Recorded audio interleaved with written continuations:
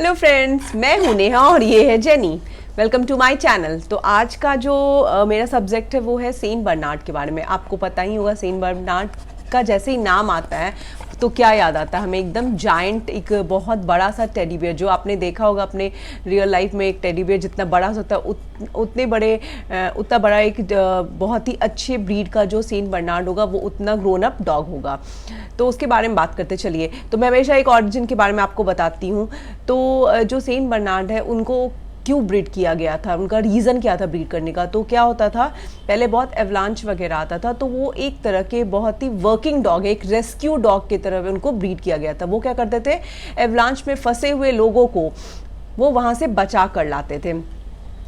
क्योंकि जो उनकी सूंघने की जो क्षमता है वो बहुत ज़्यादा, वो बर्फ़ के अंदर तक की चीज़ों को बहुत आसानी से सूंघ लेते हैं। कोई इंसान यदि फंसा हुआ है या कोई सामान है तो वो सूंघ कर उसको रेस्क्यू कर लेते थे। तो इसलिए उनको ब्रीड किया गया था।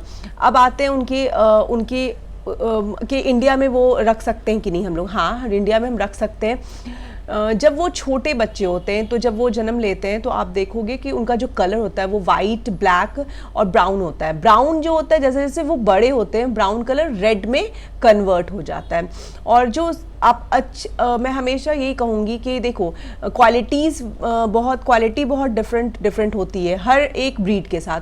तो आप यदि जो डॉग लवर है, जो जिनको पेट से बहुत लगाव है और जो एक सेंट बर्नार्ड रखना चाहते हो तो वो एक अच्छी, मैं यही कहूँगी यदि आप चाहते हो कि मैं सेंट बर्नार्ड रखूँ तो आप बिल्कुल सर्टिफाइड ब्रीडर्स जो होते हैं उनसे आप सेंट बर्नार्ड लो। क्वालिटी को देखते हुए लो, क्योंकि दो तरह के मैंने देखा है बहुत लोगों के पास, या तो मेंटेनेंस की वजह से वो अच्छी ब्रीड नहीं निकल पाती या तो उनकी ब्रीड अच्छी नहीं होती। तो आप वो देख समझ के लेना। और मैं एक बात और भी कहूँगी, ये लो मेंटेनेंस का डॉग नहीं है। ये ऐसा बच्चा नहीं कि आपने लिया और दूध रोटी चावल दही पे आप इसको पाल लोगे। आप ऐसा प्लीज़ मत करना इसके साथ, क्योंकि ये जो है बिल्कुल जायंट ब्रीड है, आप जानते ही हो इसके बारे में।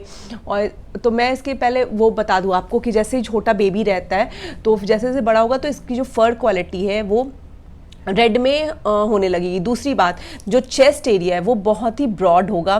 जो फीट्स है जैसे कि लैब्राडोर, गोल्डन रिट्रीवर और इनके फीट्स इतने होते हैं। जो सेंट बर्नार्ड है उसकी जो फीट होगी वो समझ लो कि मैं मेरे हाथ पे यदि उसकी फीट रख दूँ तो मेरा हाथ दिखाई नहीं देगा। एक ग्रोन अप मैं बात कर रही हूँ। तो आपको वो देख कर लेना है, आप जहाँ से भी लो। उसकी जो फर की क्वालिटी होगी बहुत ही हैवी होगी, बहुत ही मतलब बारीक कोट होगा लेकिन बहुत ही ज़्यादा डेंस होगा। तो वो आप देख कर लो। चलिए, अब ये बातें होगी। अब दूसरी बात मैं ये बताऊंगी कि सब कहते हैं कि नहीं उसको एसी ही चाहिए। देखो, मैं हमेशा समझाती हूँ, ठीक है, वो ठंडे इलाके का डॉग है, ठीक है, क्योंकि जब एवलांच आ रहा है तो आप समझ लो कि उसका जो ब्रीडिंग हुआ है वो किस पर्पस के लिए हुआ, राइट। कि स्नो में लोग फंस जाते थे तो वो वहाँ से रेस्क्यू करता था। तो ऑब्वियस सी बात है कि वो जो ब्रीड है वो ठंडे इलाके के लिए। लेकिन ऐसा नहीं कि इंडिया में उनको लोग रखते नहीं है, रखने का भी अपना तरीका होता है। देखो, मैं ये नहीं कहती हूँ आप 24 आवर एसी में उसको रखो, आप वैसा मत करो। आप उसमें ये कर सकते हो कि आप कूलर उसकी जगह पे आप यूज़ कर सकते हो। थोड़ी टाइम एसी में रखो, थोड़ा टाइम कूलर में रखो। और हमेशा मैं यही कहती हूँ जो ऐसे डॉग्स होते हैं उनको उस हिस्से में रखना है आपको जो आपका घर का ठंडा हिस्सा हो, जहाँ पे गर्मी कम होती हो। तो आप ऐसे करके उसको मेंटेन कर सकते हो। तो ये उसके रख रखाव की बात आ गई। दूसरी बात ये है कि उनका फूड की मैं बात करूंगी, क्योंकि वो एक मिथ भी बहुत खाते हैं। ऐसा नहीं कि वो बहुत खाते हैं। ग्रोइंग एज में आपको प्रॉपर न्यूट्रिशन देना है। और हाँ, ग्रोइंग एज में वो ज़्यादा खाते हैं कंपेयर करो दूसरे डॉग्स के, क्योंकि आपको उस हिसाब से न्यूट्रिएंट्स उनको देना होता है। बट जैसे जैसे वो एक एडल्ट एज में आ जाते हैं तो उनकी डाइट उतनी ज़्यादा नहीं रहती है, एक प्रॉपर डाइट आ जाती है। आपको जितने भी टॉनिक्स हम और बच्चों को देते हैं, लिवर है, कैल्शियम है, ये सप्लीमेंट्स हैं, वो भी उनको भी देना है आपको। वो आप अपने वेट से चेक करोगे, कितना एज है, क्या रिक्वायरमेंट है, वो आप सारी चीज़ें उस हिसाब से दोगे, डाइट चार्ट प्रॉपर बनाकर, ठीक है। कॉम्बिंग, हाँ, आपको उसके हेयर को मेंटेन करने के लिए एटलीस्ट 2 टाइम ब्रश करना ही होगा, और आप नहलाओगे भी उस हिसाब से। अब देखो, इसको बहुत एक्सरसाइज या बहुत वॉक की ज़रूरत नहीं होती है, बट डेली रूटीन में आप वॉक भी कराओगे, आप उसको खेलने के लिए भी लेकर बाहर जाओगे, फेच भी कराओगे, सब कुछ होगा। और नहलाना भी आपको है वही वंस इन अ वीक या 10 डेज में आप 1 टाइम्स को नहलाओ, लेकिन नहलाने के बाद उसके हेयर्स को आपको अच्छे से सुखाना होगा, क्योंकि आपको पता है वो बहुत बड़ी ब्रीड है और साथ में उसकी जो हेयर है वो डेंस है, तो अंदर तक यदि स्किन नहीं सूखेगा तो इन्फेक्शन का डर हो सकता है। ये चीज़ें हो गई। उसके बाद मैं एक और पॉइंट इसमें क्लियर करूँगी, जैसे कि ईयर क्लीन करना है या ब्रशिंग है, ये सब आप इस बच्चे के साथ भी प्रॉपर वे में करोगे। ऐसा नहीं कि सेंट बर्नार्ड है तो हमें नहीं करने की ज़रूरत है, हमें ये भी करने की ज़रूरत है। प्रॉपर ग्रूमिंग की इसको भी उतनी ज़रूरत होती है। मान लो कि आप नहला नहीं भी पाओ, लेकिन ये जो कॉम्बिंग है हेयर की, ये आपको प्रॉपर वे में करना है, जिससे क्या होगा कि कोई भी गंदगी यदि इसके बालों में है तो आराम से कंघी के थ्रू निकल जाएगी। ये हो गई अपनी एक पार्ट, मैंने आपको बता दिया। खाने के बारे में मैंने आपको बता दिया। नेल्स वगैरह आपको टाइम टू टाइम उनका कट करवाना है। उसके बाद हाँ, एक चीज़ और मैं इसमें ऐड ऑन करना चाहूँगी। कुछ लोग गर्मियों में इसके हेयर्स को भी कट करवा देते हैं, ज़ीरो पे कर देते हैं, तो वो आप देख लो, क्योंकि मुझे तो लगता है कि उसकी जो सुंदरता है, उसकी जो खूबसूरती है वो पूरे बालों में ही है, तो थोड़ा मेंटेन करके हम आराम से रख सकते हैं। और वो बहुत ही जेंटल ब्रीड है, एग्रेसिव बिल्कुल नहीं है। आप अपने घर में यदि उसको प्रॉपर वे में पपीहुड से ट्रेन करते हो तो घर में आप खुला रखो, ऐसा नहीं कि आप उस रिस्ट्रिक्टेड कर दो, एक जगह बांध के 24 घंटे रखो।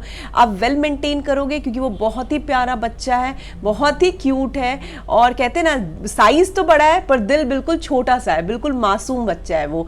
तो उसको आप प्रॉपर ट्रेनिंग दोगे तो आप ट्रस्ट मी, आपको किसी गार्ड की जरूरत नहीं। यदि घर में आपके सेंट बर्नार्ड है तो वो फुल पैकेज है आपके लिए सेफ्टी का। आपके बगल में यदि वो बैठ जाए तो किसी की हिम्मत नहीं है कि आपको कोई ट्रबल कर सके। वो इतना ज़्यादा ह्यूज ब्रीड है।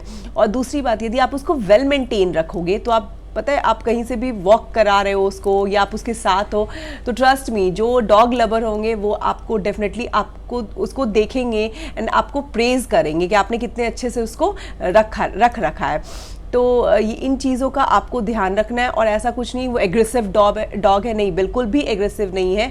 हाँ, बहुत ऐसा भी नहीं कि लोग बोलते बहुत लेज़ी है, वो लेज़ी भी नहीं है। एटलीस्ट इतना ह्यूज साइज़ होने की वजह से उसे गर्मी ज़्यादा लगती है, हमारे इंडियन क्लाइमेट के हिसाब से देखा जाए तो इन चीज़ों के वजह में वो थोड़ा लेज़ी हो जाता है। बट ऐसे वो एक्टिव डॉग है, आप उसको जितना एक्टिव रख सकते हो अपने साथ रख सकते हो। एंड वन मोर थिंग, आप देखो, मैं हमेशा बोलती हूँ कोई भी बच्चा आप लाओ तो आपको उस पर थोड़ा ध्यान देना होगा, चाहे आप कोई भी ब्रीड लाते हो। ऐसा नहीं कि आप बस ले आओ और वो अपना काम, बस अपना डे टू डे लाइफ कट रहा, नहीं, आपको टाइम देना होगा उसको यदि आपको ट्रेन करना है तो आपको पपीहुड में उसको ट्रेन करना होगा। पूरे घर में आप खुला रखो उसको, और आराम से वो आपके घर में हर जगह बैठेगा आराम से, कुछ भी नुकसान नहीं करेगा। ट्रस्ट मी, आप जैसा उसको ट्रेन करोगे वो वैसा ही बिहेव करेगा। तो मुझे लगता है आज का मेरा ये टॉपिक कंप्लीट होता है यहीं पे, और आपको डेफिनेटली आज का वीडियो मेरा अच्छा लगेगा। और इसी बात पे मेरे चैनल को आप प्लीज़ लाइक करें, सब्सक्राइब करें, अपने फ्रेंड्स एंड फैमिली के साथ शेयर करें, ताकि मैं और भी नए नए टॉपिक्स के साथ आपसे मिल सकूं। Till then, bye bye.